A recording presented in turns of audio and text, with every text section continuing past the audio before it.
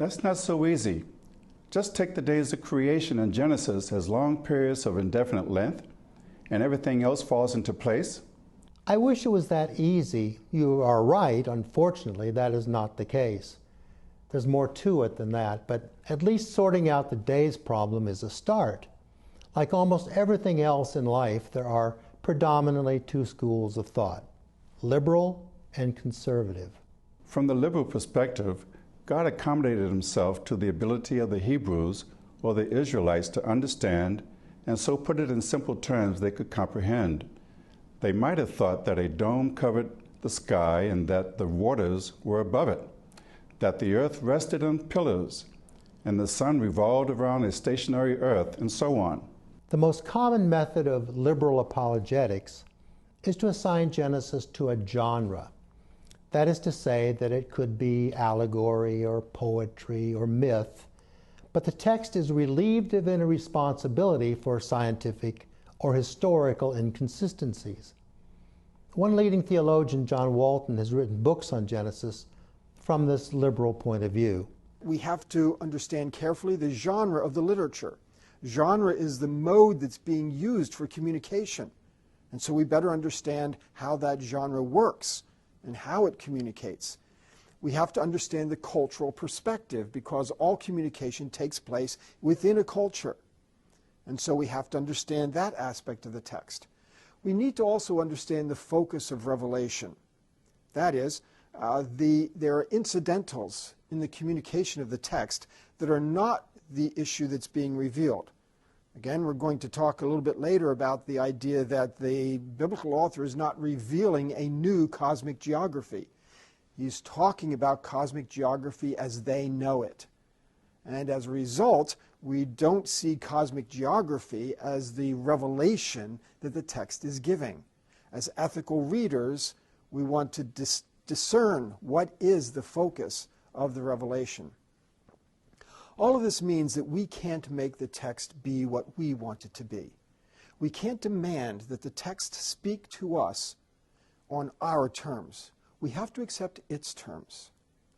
The author has chosen the conventions tied to the culture, tied to the genre, tied to the truth that that author wants to communicate.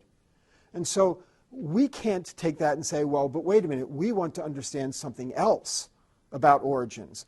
We want to know what the photograph would look like. We want to run the videotape of what the creation would have looked like. We have to be content with what the author has done. The author of Genesis 2 is not interested in giving the equivalent of a photo. And to that extent, we would have to say, you can't get there from here. We can't expect to reconstruct a scientifically sophisticated view of origins from a biblical text that is not trying to do that. Some of the questions we will ask and try to answer in coming episodes are these. Is it necessary to put Genesis into some condescending category to make it work? Is it simply valuable only in its theology? Is it really so off the mark that it becomes necessary to waffle all around it? Yes, and there are answers we will try to provide in our journey through Genesis in coming episodes. Opposed to the liberal perspective is the conservative creationist approach. Conservatives purport to take the text literally. Some even regard the Genesis text as inerrant, virtually dictated by God himself. A leading advocate of a conservative viewpoint is creationist Ken Ham. As creationists, and we make no apology for the fact that we're not just creationists, we're Christians, we believe that the Bible is the revealed word of the God who created this universe, and we believe that he's told us in there what has happened in the past. In fact, in the book of Genesis, and Genesis means origins, he tells us what has happened in the past. And one of the things I'm going to suggest to you is this. What we do as Christians is this. We take the word of one who knows everything, who's always been there, and we build our science on that to explain the evidence of the present and connect it to the past. That's a younger version of Ham, but his approach hasn't varied much over the years. According to young Earth creationism, the Earth is 6,000 years old. The entire world was flooded, terminating all man and animal life. Noah loaded dinosaurs on this ark, and so forth. But here is the point we want to stress. The Bible-science conflict is not primarily due to taking the Genesis narrative too literally.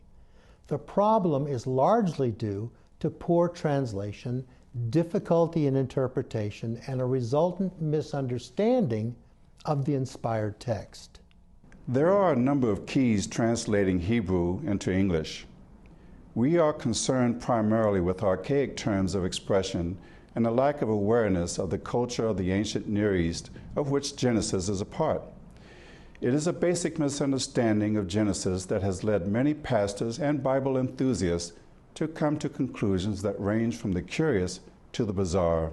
By way of example, I'll quote from a very popular book written by a well-known pastor. Now, by no means do we want to cast any aspersions on the book or the pastor. We merely want to point out how a poor interpretation can result from a creationist interpretation with curious results. This quote comes from the book, The Purpose-Driven Life. There were 3 problems that could have caused Noah to doubt. Noah had never seen rain, because prior to the flood, God irrigated the earth from the ground up. We won't delve into Noah's other 2 problems, but concentrate on the big problem in the author's understanding. On our 4.5 billion-year-old Earth, it rains frequently and leaves geological evidence of it. Witness the Grand Canyon, for example. Even if the Earth was only 6,000 years old, you would have to wonder what caused the grass to grow on the 3rd day of creation, or where did the animals get their drinking water, or what provided the water for the rivers adjacent to the Garden of Eden. Where did the author get the idea that it did not rain at all anywhere on earth from Adam to Noah? Well, he got it from Genesis 2:5-6. The Lord God had not caused it to rain upon the earth, and there was not a man to till the ground.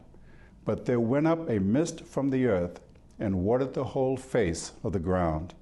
This is a typical mistake in translation that led to the author's error in understanding. First of all, there is no past perfect tense in Hebrew, so the translation, God had not caused it to rain, comes from English translators. Either earth or land is a satisfactory translation of the Hebrew aretz, and the word used in modern translations is river or stream, not mist. However, the Greek translators use the word fountain in the Septuagint version.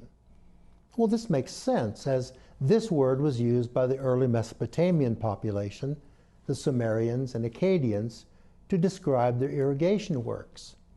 So translating for what we know, the Lord God did not cause it to rain upon the land, and there was not a man to fill the ground, but there went up a fountain from the land and watered the whole face of the ground.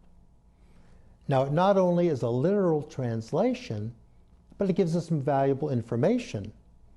Irrigation techniques were being used in southern Mesopotamia, present-day Iraq, during the earliest periods, beginning with the first man in recorded history, Adam. This is what you can expect from subsequent episodes as we delve into Genesis from Genesis 1 to Genesis 11. And we will see that the Bible authors were not as off the mark as some would have us believe. Thanks for joining me today, Ken. And thank you for joining us. If you have friends or family or pastors or priests who you feel could profit from this information, by all means tell them to tune in to future broadcasts. We sincerely hope you and our other viewers will come away with a new appreciation for the integrity of the inspired Genesis text. And if you have any questions, please email me, and we will try to get to them in future episodes.